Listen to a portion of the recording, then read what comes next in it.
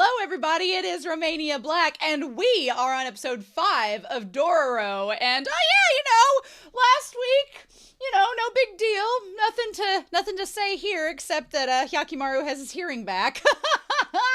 I'm sure that being able to hear the world around him will not impact him in any way. I'm sure.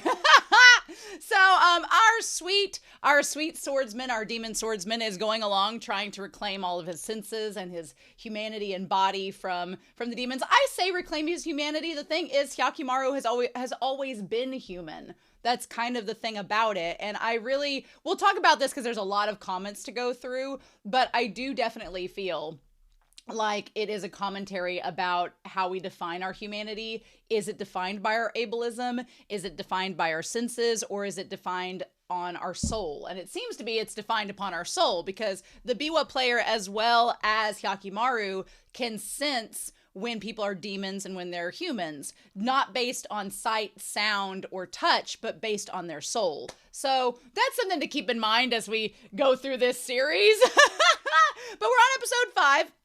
And I have a lot of comments to get through, so we need to dive right in. I Swallow Appleseeds 927 says, it's crazy that this series shares the same director as Spy Family, Kazuhiro Furuhashi, which is really cool. This was obviously done way before that. But he does kind of have a knack for directing lighthearted and dark shows, like Rurouni Kenshin and Hunter x Hunter 1999. Wow! So that person, and my dogs are going to be loud because they've been playing this morning, that person has directed for a long time. Especially since it's like party like it's 1999 Hunter x Hunter. I have not watched Rurouni Kenshin. I only know of the characters, what they look like on the surface, from promotional material. But I have watched parts of Hunter x Hunter, so that seems to check out. So cool. Now, Mumin Komet says that this story is older than I am. And my mind is blown because I didn't realize this. They noted in their comment, the great Osamu Tezuka started serialization of Dororo in 1967. It ended in 1969 and had a TV anime in 1969. This is a Tezuka series? What? If you have been on my channel for a hot second, I earlier this year reacted to Pluto, which is written by the same mangaka as Monster, but is based off of the Astro Boy series by Tezuka from the 1960s, 70s. And I did a video analysis of Unico from my childhood, which is Osamu Tezuka as well. I didn't know this was Tezuka. Okay. And so they said that they had watched the very first episode and that it's very similar. I didn't get a chance to before this episode, but before episode 6, I might go to YouTube because they said it's over there and try to watch the very first episode on YouTube of the 1969 version just to see how it's different. I don't want to watch too much into the 1969 stuff because I'm sure old 1960s and 70s TV had much longer seasons with lots of episodes for serialization because there wasn't as much content competition. So, they could do like a 70, 80 episode series like it was nothing. So I don't want to watch too far ahead because I don't want to get spoiled if things are done out of order, but I feel like watching the first episode would be fine. So that's going to be my goal this next week, is to watch that first episode on YouTube. But Moomin also notes that the instrument the priest has with the sword is called a biwa. It's similar to a Chinese instrument called a pippa. The sword arms of our main protagonists are pretty fantastic. It kind of reminds me of other characters in anime and manga that have prosthetic weapons, aka Guts from Berserk, Edward Elric from Full Metal Alchemist. Did Tezuka invent this character trait? Maybe, maybe not. He definitely was a very early adapter of that idea. I feel like I'm sure there has been literature going back to the 10th, 11th century, if not further back, that has talked about prosthetics and weapons, but this definitely feels like a modern trend that maybe Tezuka started. And then Dororo, what an adorable child. Dororo means little monster. Now the story goes that Tezuka had a memory of a friend pronouncing Dororo, or thief, as Dororo. So in this story, Dororo is a little monster thief. What a scamp. I like that because, yeah, I feel like Dororo... Now, granted, the OP hints that maybe Dororo has a past, maybe to some nobility or something like that. So is Dororo just a nickname? Is it a given name? We'll have to see. But it definitely is fitting for his character. I love Dororo. And plus, it also kind of has a double meaning because Hyakkimaru is seen somewhat as a monster. So it can kind of tie to that because they're traveling together. But that's so freaking cool. So Natsuki, 3139 says, I'm so excited you started a new show. I want to share a correction and some background information to help understand the content better. These are things most Japanese viewers would notice, but others, especially those unfamiliar with Japanese history, could miss. That's me. The name of Daigo's second son is Tahomaru, not Taromaru. Worst at pronunciation, but Tahomaru. Making note.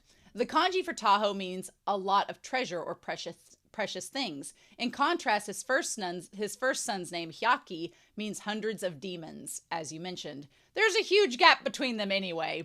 Yeah, I like that Tahomaru, his name literally means like son who's this treasured, precious thing, and Hyakkimaru means literally like a demon child. And it's like, we'll see how they grow up and if they are any different.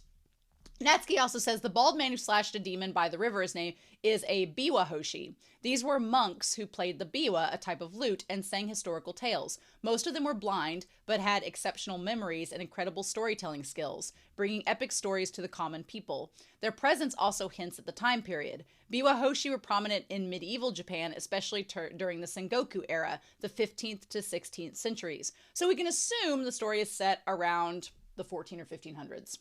Good to know. Good to know. The clothing of the priest, which Geto in Jujutsu Kaisen also wears, is called a kessa. It symbolizes compassion and mercy towards others, which, the irony! But anyway, interestingly, the kessa is also closely associated with funerals, as priests wear it when reciting sutras for the deceased to mourn or guide them. Again, the irony! It's ironic that Geto wears it while killing so many people. Just spoilers for Jujutsu Kaisen. Anyway, however, this could also reflect his belief that what he's actually doing is a good thing or justice in his eyes. Which we'll talk about, with the priest here in a second in Dororo. So, there was a comment from Indianka. The moderators couldn't show me the entire comment because they couldn't show me the entire comment because of spoilers, but they did clip out a part of it, and I wanted to read that part of that clip. It says, concerning Maru names, it was just a usual ending of a child name, which later would be changed by an adult one. And also the names of commoners, pets, whomever. Something called Maru is usually a pattern, where only the first part holds a particular meaning. There are a few theories to it, but the common theory today is that it was used as a word charm with the purpose of warding off evil spirits and disease so that the child could survive to adulthood. Precisely speaking, Maru in older Japanese language means to throw away feces, with a connotation that our son is not worthy enough for you to take his life away. Awesome. And by the way, it was the same tradition in the ancient Ainu culture to name a newborn with a temporary moniker, something like a lump of dung, which was the same purpose of keeping angry spirits away. Oh, and I see people are already mentioning that the biwa is the guitar thing. By the way, following the above mentioned pattern, this dude's name is simply Biwamaru. Okay, Biwamaru. We'll try. I will try to remember Biwamaru. We'll try lots of Marus. But nice, awesome. So thank you for that. And then Anime Annie had a big note for a couple of comments for episodes 1 and episode 2. It's a cool little storytelling point to show that the clothes that he's wearing, meaning Daigo and them, were not very fine or high quality, or that they're old enough now that they've lost some integrity in the fabric or the stitches when the wife grabs at the clothes and tears them. In that respect, at least he wasn't decked out in riches while the people on his land died from famine or illness. That is one cool thing in episode 1 to point out, that Daigo's clothes were not like the finest quality, so his wife was able to rip them as he was taking Hyakkimaru away, which shows that he wasn't pouring all of his money into like his own wealth and status. He, wasn't maybe a total monster, but still, that line remains to be seen based on what he did to his son. But still, the specific instrument that the one Biwamaru carries is a biwa. It's a Japanese lute that originates from China. And then the priest in the hall is wearing a gojo gessa, just like Geto from Jujutsu Kaisen. It's a formal ceremonial robe for Buddhist monks. But again, like the contrast with the Hall of Hell in the temple, this priest guarding the demons is draped in such finery. When Daigo passes the monk by the temple, he's barely clothed and you can see parts of his ribs sticking out like he was starved. Yeah, it's clear like the demon temple gets all, like Daigo's more concerned about the demon temple than he is the actual temple of spirits, which is very telling for Daigo, right? With the new series, we have a lot of new voice actors. In this episode, Daigo is voiced by Uchida Naoya, who has also voiced Light's father from Death Note. Nice. Jack Renfield from Moriarty the Patriot, Dr. Gadel from Monster, and Asklad from Vinland Saga. Oh, okay, I can see that now. The mother's voice actress is Nakamura Chi, and she was also the voice actor for Kyoka's mother from Bungo Stray Dogs. Kamo Noritoshi's mother from Jujutsu Kaisen, Sakura from Naruto, oh, and Vera Zahairas from Psycho Pass. Oh, nice. Okay, so Sakura. Cool. The priest in the Hall of Hell is voiced by Sasaki Yoshihito, who also voiced Kabori from Kuroko's Basketball, Dieter from Attack on Titan, Kenzo from Chainsaw Man, and Yamanaka Satoshi from Seraph of the End. Jukai is voiced by Utsuka Akio, who is also the voice of Raido from March Comes In Like a Lion. Oh, okay. The Skull Knight from Berserk. Kyoraku from Bleach, All for One from My Hero Academia, Oichi from Bungo Stray Dogs, Whitney from Cowboy Bebop, Thorkel from Vinland Saga, Ikubo from Mob, lots of other characters, Tenma from Psycho Pass, and Raide from 1998 Trigun. Cool. Dororo is also voiced by a female seiyuu, Suzuki Ryo, but as you know, this doesn't tell you the gender Dororo is considering how many female... Yeah, right. She hasn't voiced any characters that you would know. Right, usually female seiyuu voice young boy characters as well. And then Taho Maru's voice actor is Chiba Shoya, who also voices Surin from Banana Fish, Imamura from Blue Lock, Sigma from Bungo Stray Dogs, Shinai from 86, Takaru from Hoshai no Sora, and Yuji from Seraph of the End. This lamp is like making me sweat. And then also, Anime Annie says, I love the introduction of the big-headed yokai in contrast with the pretty-looking chief in episode 2. Such a great way to show that appearances can be deceiving for those that look with their eyes, aka Dororo, whereas those that look deeper can see the fire of the soul. Like Hyakkimaru and the blind priest, they see truths that are hidden. I find the way that Hyakkimaru's disability is portrayed is very different from other disability portrayals in anime, because there is a chance for him to become more able-bodied. But like you said, this can come with the downside of him being used to living with and fighting with his disabled body, and regaining parts taken by the demons could give him more of a struggle. To me, it's a really interesting take on society's concept of fixing someone disabled, or the idea that being able-bodied is better, less of a struggle, and will make a person less vulnerable. Hyakkimaru being unable to hear also means that we don't get the long, drawn-out villainous monologuing. Well, not anymore. Get ready for all the monologues, because it's probably going to happen. No, hopefully not. But now you never know now. So, but yeah, I think that that's a really interesting point, and I'm very curious to see what all comes from it. So before we get started, I want to give a really quick shout out. I know this intro is taking a long time, but I want to give a shout out to our philanthropy tier over on Patreon to thank you all so much for your support in helping me to watch these series and react to them. So special shout out to Alex Cornejo, to Anime Annie, to Be Happy, to Bryant Reed, to Damage3245, to Dana, to Danger Zone, to Danny Donmai, to Devorin, to Destiny Marie, to Ichu, to Eric, to Fisho, to Ghostly Turnip, to El Freya, Liam Poles, Lyndon, Matthew Palfiniere, Murphew, Nancy Massart, Nicholas, Sunspots, Shimoyama, Trails, Translucent Men, Alexandra W., as well as Maroni W., Alexandra Q., as well as Maroni W., and I alone am the bitchless one. Thank you all so much for your support. I greatly appreciate it. All of my love. So yeah, let's not waste any more time and get started on this, shall we? We are going to start episode 5 of Dororo, and we are going to do so here in 3, 2, 1, and let's go.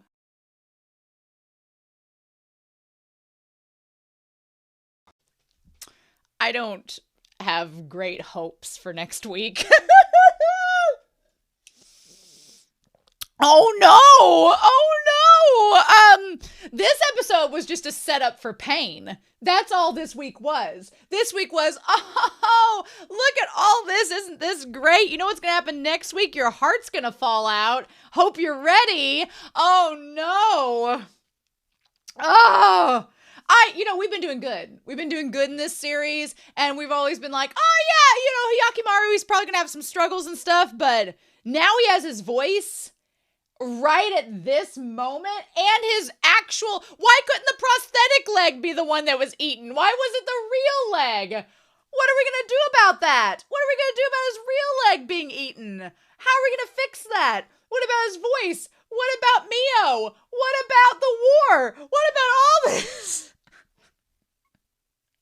This week was just pre-stress. For next week, that's going to be stress. I feel like Angela from The Office, where she's sitting there taking a headache mess, and they're like, do you have a headache? She's like, no, it's just I'm being proactive. I'm like, oh my God. So yeah, let's talk about this. So I'm talking about this moment here. Basically, I honestly, what is so captivating about the beginning of this episode is that it reminded me kind of Bambi, Disney's Bambi, which came around in the 60s and 70s.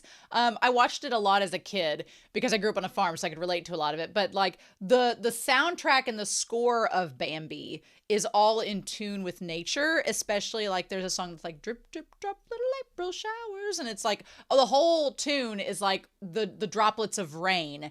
And they use the cymbals to create the crash of thunder. And it's all this music that's inspired by nature and the surroundings, because the whole movie takes place in the woods. So, but a moment where you think it's so quiet, the movie's soundtrack makes everything so loud and bombastic, and it just makes you like realize how, if you really focus on the sounds, how much there are in nature, and it can kind of be overwhelming. But we as humans have found ways, since we were born with hearing, or most of us were born with hearing, we found ways to tune certain things out and to let certain things in. And for some of us, it kind of affects the way that we concentrate, the way that we do things. Like when I was in school, my best friend needs complete silence to focus, right? To work on assignments and really like hard focus, they need complete silence. I'm kind of the opposite. I like a little bit of white noise. Not a lot, but like a little bit, like a tune in the background, something to like create like a sense that stuff's going on, but I'm not by myself. Because if I'm by myself, I start focusing on the silence and I'm like, oh, it's too quiet. So that for me, I need that little bit of noise to really concentrate and focus. But a lot of people are not like that. But you kind of, as humans, figure out which sounds to focus on and which sounds to not. And I love narratives where they explore the senses and sensory overload and how that affects us. And sound is one of those things that's so easy to do that with from a narrative standpoint. And so to start out the episode where Hyakkimaru is like all this sound and it's overwhelming and he doesn't know what to focus on. And my thing was, from a perspective of Dororo and the Biwa player when they were talking to him, from like, I thought that was so cool. And Dororo says it's so quiet, it creeps me out. But yet Hyakkimaru, it's too much. It's too much sound all at once. The thing that's crazy is Hyakkimaru has been taught he can read, like if you spell things out in the ground, he can kind of communicate that way, sort of like Braille, and he can communicate through seeing the spirits and everything, but he's not really had a way of communicating with Dororo or Biwamaru. And now they're trying to talk to him. And I would imagine the learning curve of trying to make out what humans are saying and figuring out how to associate this word with that word would be very challenging and take a lot of time. But now he has his voice, so it's going to be interesting to see. I'm going to be curious to see throughout the series if Dororo and Biwamaru slowly teach Hyakkimaru how to speak. I'm glad he has his voice because he can now vocalize what he's thinking. When he was just sitting there in the shack and Mio was trying to talk to him and he really didn't have anything he could say, we as the audience have not really known what's been going on inside of Hyakkimaru's head this entire time. We don't really know what he's thinking. And so the idea that he can talk now is going to give him the opportunity to vocalize what his thoughts are. Although I'm not sure my heart is ready to know what he's thinking because I think it's going to be heartbreaking. But at least when he sees Tahomaru for the first time, because they're going to meet up. That's going to happen. At least when he sees Tahomaru and Daigo, he can speak and tell them what he's thinking. That's going to be really impressive. And I'm really excited about that, but I'm also terrified for him. So, okay, the bow on Hyakkimaru's head that Dororo makes with the little bandana is adorable. It's so cute. I absolutely love it. I don't know. Now I'm questioning with Anime Annie's comment. I'm like, is Dororo a little boy or a little girl? I don't know for sure. Because usually young boys in anime have female voice actresses, but I don't know if Dororo is a girl or a boy. I'm assuming they're a boy. We're going to keep with that. their comment just made me wonder it. So then Ho-Oh shows up. The Pokemon from Gold and Silver shows up to cause a scene. And I can't imagine if the quiet dead of night is too much sensory overload for Hyakkimaru, then the demons, not only the bird, but the Sarlacc pit that they fight would be that as well. And obviously this Ho-Oh bird demon was not, it was just a ghoul. Didn't give him any sensories back. But the Sarlacc pit demon was clearly something that gave his voice back. And I'm like, oh my God. So we end, of course, the episode right as he's getting his voice back. I'm like, why couldn't the prosthetic leg be the one that was taken? Why? But yeah, so Biwamaru comes back. I thought Biwamaru was there the whole time. And I thought it was the narrator, but it was not. The narrator's somebody different. Or maybe it's Biwamaru and we just are hearing something else. But no, it's two different voice actors doing the one thing that Prime gives me as I'm going through the episode. It says the voice actors for them. So I've not been paying attention to the voice actor for Hyakkimaru because he's not been able to talk yet, but we knew he was going to get his voice back eventually. But yeah, there are two different voice actors for them.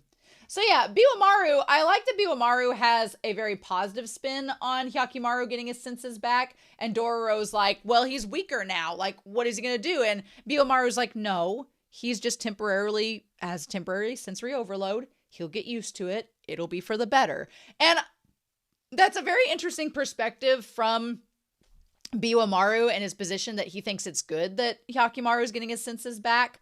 I will be curious to know if he speaks more to that as we go. Like, is it good that he's getting all of his senses back? What's the challenges that are going to be with that? Because we've talked about that in prior episodes, what I think is going to be the problem moving forward. And I mean, if anything, the voice even could be a hindrance because, you know, if he doesn't know when and when not to speak, that could be a problem. Or like when he gets attacked and he cries out in pain, like what is that going to be like? Of course, they're going to give him his voice back as soon as something bad's going to happen to Mio. And he's going to sob his eyes out and our hearts are going to be broken. And I'm preparing myself for that moment. Thank you very much. I'm not ready for that, honestly. I'm not ready for that. But yeah, so we find out that the Sakai clan and Daigo's clan are at a standstill. They're going to fight each other. There's an impending war between the two sides. Sakai betrayed Daigo's clan, and that's why they're going to challenge them. And it's just at a big standstill. And Biwamaru's like, let's not go over there because that seems like a bad idea, right?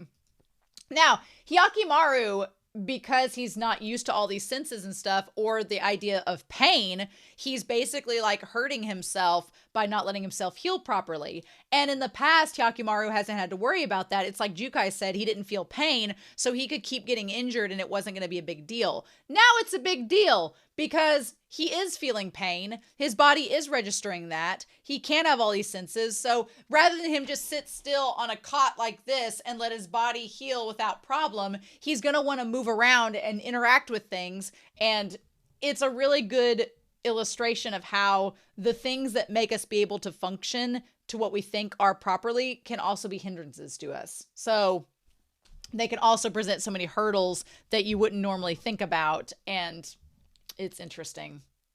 So yeah, so of course he hears this beautiful song. He hears this beautiful song, which is Nana Mizuki, who is the voice actress for Miko. I want to know, Nana Mizuki, what is she the voice actress for? Because her voice sounded familiar. What has she starred in? What is she known for? Let's see. She's a singer. Of course she is. She's been in Love, Hina, Naruto. She was Hinata in Naruto. Okay. I was like, her voice sounds familiar. She was Hinata in Naruto. Oh, we have Sakura and Hinata in here. Look at you all. Look at you all. She's also Wrath in Full Metal Alchemist. Fun times. Who else does she play that I would know of? She has been in a lot of things. Claymore, she's actually in that series too. What else is she in? She's in Full Metal Alchemist. I said that. Black Butler. Oh, she's a Lois in Black Butler. Interesting. She's been in stuff since like the early 2000s. Lots of different series. She's been in One Piece. Is there anything else? Digimon. Okay. And she's in the new series Dan that's came out. That's cool. All right. So, but yeah, she's all right. Makes sense. She's Hinata. Cool. I love Hinata.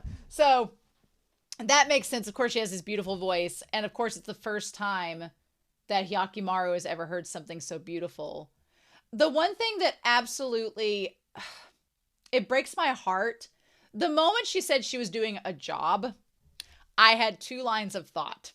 I was like, okay, the happy ending line of thought is that she's like a nurse and she's delivering medicine to the soldiers and she's helping to like heal them on the battlefield at night and she's making them things and then she's coming back home. That was the innocent, pure, oh, that's all we're doing line of thinking. And then in the back of my head, I was like, the bad line of thinking is that she's a sex worker and that she's selling her body at night to the soldiers to get money to take back to the kids. And I was like, well, maybe it'll go one of two ways. Maybe it'll go the nice way.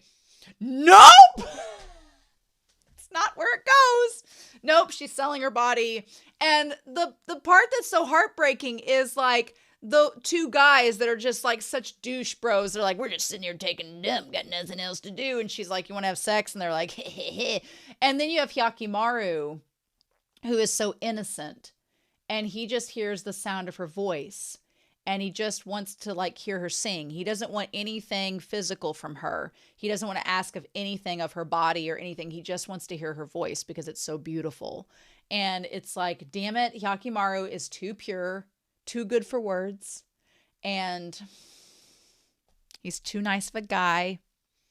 And this is why we're not going to be allowed to have nice things. Right? So that was my two line thinking. But like her meeting with him and like realizing immediately that she's blind, I was like, oh, what's this? And you can kind of see like the way that he envisions her spirit. He can make the outline of her.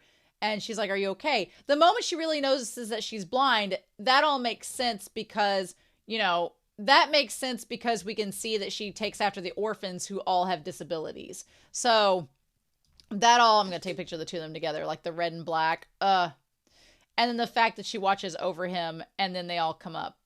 So she takes care of this little orphanage of kids. Again, big red flag. She's literally wearing, she's a red shirt. She's literally wearing, if you don't know what a red shirt is, it comes from Star Trek. And like in red shirts in Star Trek, it was characters that were going to die. And it was like, okay, she doesn't have the dead mom hairstyle, at least, but she's wearing like this red kimono. I'm like, girl, you're going to die. And it's going to be horrifically tragic because it's like all the setup for tragedy in this episode. She runs an orphanage of little kids in the middle of a war. Not good. They're all struggling financially and to stay alive. Not good. She's selling her body to a bunch of ungrateful troops that are probably going to be greedy and go and overstep their bounds. Not good. She's in the middle of a war-torn country, possibly going to get killed. Again, it's like, it's all, and then you have Hyakkimaru, who's just gained his hearing and his voice, and it's going to be the one person he ends up falling in love with. They're probably going to die. And it's going to be miserable, and my heart's not ready for it, and I don't like where I'm at. I don't like it here. I don't like it here, show. Why can't we go back to happier days? Why can't we go back to snake people that were fighting? Why can't we have that? Now, the one kid that's there, what is their name? They're the ones encouraging her. He has the arm missing. He's encouraging her to go get some sleep. Right? Sis Mio. Is it? Well, she says his name here in just a second. He's like, I'll watch over everybody while you get some sleep. And then what does she say? Takabo. Takabo is their name. So Takabo or Take. She's like, oh, if you need anything, just ask him. And I do like the fact that Dororo's like, I'll go check on her. You stay here. Because I feel like Takabo and the others have no clue what she does. And they would object if they knew what she was doing. Poor Dororo, though. I mean, I assume Dororo might know what sex workers do because they grew up on the streets and they're a little scamps, so they would probably know. But at the same time, I hate that Dororo had to stumble in across and see that with her. Like, I hate that. I felt so bad for Dororo because you know he's going to feel really bad now and be horrified for her. And it's just rough. I do like Take and Dororo's kind of relationship that they have, their friendship. And I just see this all seems so sweet and everything, and I just see it going awry. And next week looks like it's gonna be rough, and I'm not ready for that. So Biwamaru goes to find an opening on the battlefield, and we cut back to Daigo. And they're like, we'll have to send in more provisions if this standstill lasts any longer.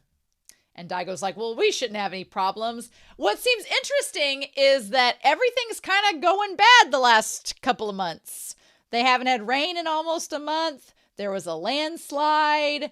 Everything's really hot and like the provisions are going down. People's rations are getting used up. And it's almost like the mom comments being like, this is kind of like it was, back when my son was born, my firstborn was born, before things did an uptick. So I'm wondering if the crazy thing is, as Hyakkimaru gains back his senses and the parts of him that were stolen by the demons, as the demons are defeated and he gains more of himself back, more of Daigo's promise and contract with the demons starts getting rescinded as well. Meaning that Daigo, he sacrificed all these bits and pieces of his son to gain all this wealth and prosperity. And as those demons lose the parts of the contract that they had made, then they start to negate the parts of the contract they made with Daigo. So it's like, is Daigo going to have to sacrifice again to get back what he lost? Would he sacrifice the mom? I don't think he would sacrifice Tahomaru. Absolutely not. Would he sacrifice his wife, though? That would be the ultimate test of how bad is Daigo. Would Daigo kill his wife to gain back the kingdom? Is that how far he'd fall?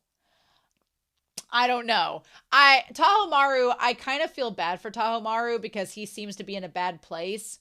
She's like, we should store up, just in case. And Daigo doesn't seem to want to do it. Also, Hyakkimaru seems like he takes after his mom, whereas Tahomaru takes after the dad. She's like, it's like we've gone back to the past. You, I, this domain, we all sit atop a small cornerstone. And she just notes how she's like, please don't forget that.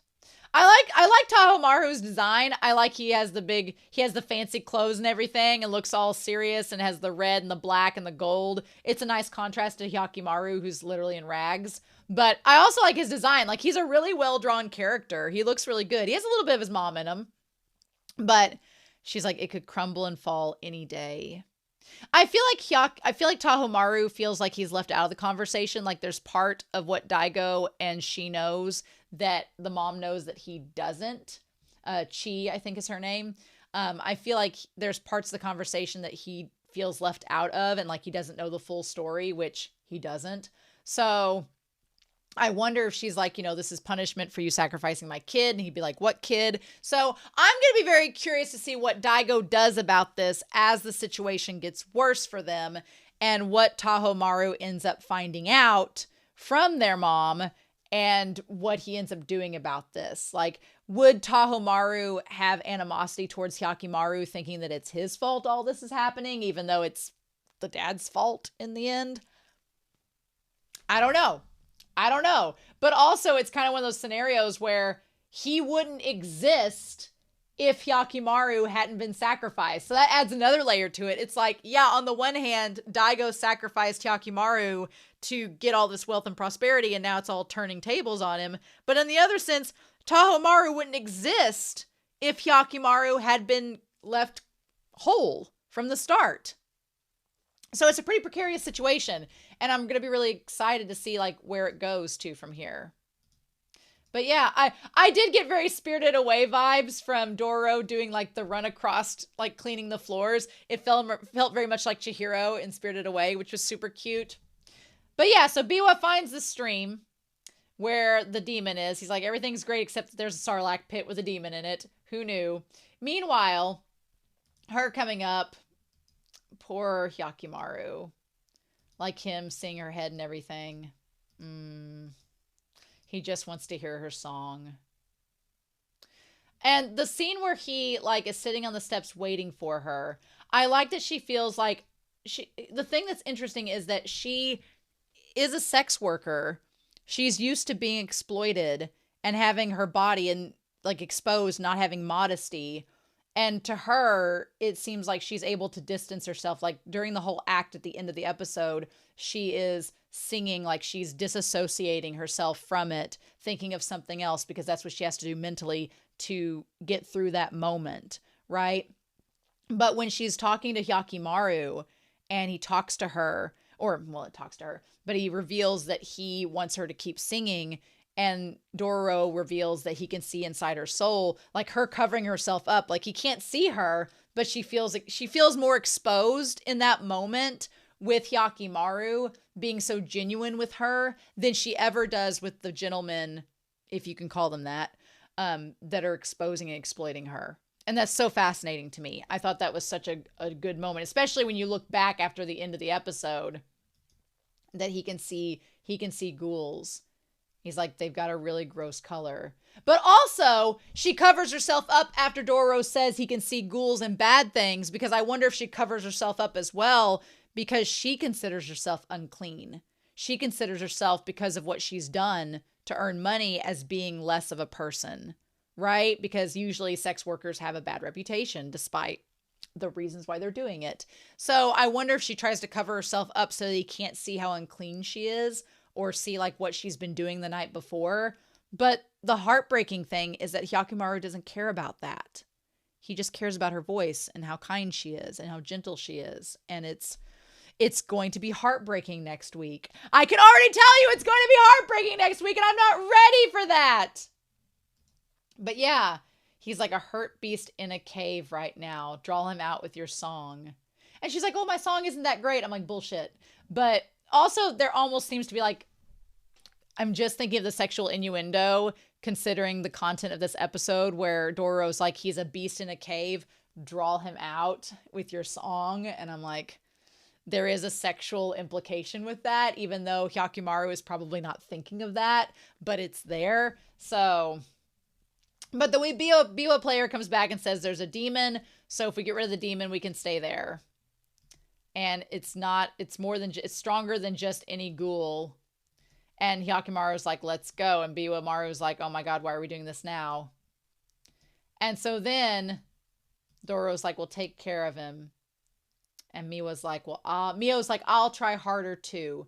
And the sad thing is, Mio's like, I can see what Hyakkimaru is trying to do to help us, so I needed to work harder to try to help everybody else. And I'm like, girl, I think you're doing enough. So I want to go back to the Biwa player who's like going through the woods looking at him, right? As they're traveling through, he's like, you know, you're rushing through all this. And the Biwa player looks. Now, he sees in there different points. And in those points, they look like nerve endings. They are red, like a demon's. And he's like, we have to really watch over him. So I don't know if that means that, like, as Hyakkimaru is getting his senses back, is his anger or attention making him more like a demon? Or is it the residual effects of fighting the demons? Or is it just his nerve? Because they seemed almost like nerve points that were red. So that, I wouldn't be surprised if he has residual energy stored up inside of him from a demon, because he's been fighting them and because of the contract. And at the beginning, in the very first episode, when he was in the boat, there was red and green energy surrounding him. So it's very possible. But yeah, so he's like, are you going to work for the enemy too? I mean, you're going to work for both sides. And Mio's like, yes, starting tonight. And he's like, well, that's too dangerous. And he's like, it's hard enough on you already. She's like, we need to get ready to move to a new place. So I don't know if the kids know what work for means until Dororo goes and checks. But she basically goes to Daigo's camp tonight instead of just Sakai's. Which is like, sucks. And Dororo's like, I'll go with her, and if things get tough, I'll make her quit. The thing is, can Dororo make her quit now that he knows what she's doing? You know, it's not so simple. That's the problem. She's like, I'm looking for a job. So they go down the pit. Hyakkimaru is not ready to do any of this. He's not in good shape to do this. And they go to fight this monster. And meanwhile, at Daigo's camp, Dororo looks to see what she's doing. And as they're fighting it, of course, Hyakkimaru's leg gets snagged by the pincer of the beast, and it goes down with him. And I'm like, oh my god, which is terrifying. And I'm like, they got his leg. Why couldn't he have gotten his prosthetic leg? Just why? Why couldn't it have been his prosthetic leg? Why did it have to be the real one? Anyway, I'm assuming they managed to kill the demon because Biwa and him got out alive. But yeah, and then Dororo looking over and seeing... Ugh. I hate it. I hate it so much. It's like a group of them. Ugh. Gross. Gross. Hate. And she's just singing to get through it. Poor Dororo, though, now that he realizes what she's been doing. And at the same time, Dororo is covering his mouth to not scream, and she's singing to get through the pain. Meanwhile, Hyakkimaru gains his voice back. And now that he has his voice, of course, we see his leg is cut off. The fudge! Why couldn't it be the prosthetic? What are we gonna do? What are we gonna do? Damn it. So, Hyakkimaru, his voice is Hiroki Suzuki. I want to know Hiroki Suzuki. And what voices does he do? What voices has he done? He's born 1985, so he's a little bit older than me. He's not done very many voices for, television, yes. Oh! This is the only anime he's done a voice for! Wow, really? Holy shit, this is his only anime. He's done little roles and other things, and he's been in live action and television. He was in Yowamushi Pedal's live action, but that was it. Wow! Okay. So he's been in stage plays. He's like a theater actor. How crazy! Wow. Okay. I'm amazed. This is like his only anime role. That's so wild. Okay. Sure thing. But, I'm honestly terrified for this next episode. I can't even tell you all. This was all just a setup, and I don't like where this is headed. I don't feel like it's going to end well at all. At all. Nope. Not going to end good, Cotton. Not going to end good, but yikes. We'll just have to wait and see, won't we? So, in the meantime, I'm going to be excited to hear your comments down below. I hope y'all have a wonderful week. Please stay safe, take care, and yeah, I'll be back next week with episode 6. Brace yourselves, lads, of Dororo. Bye.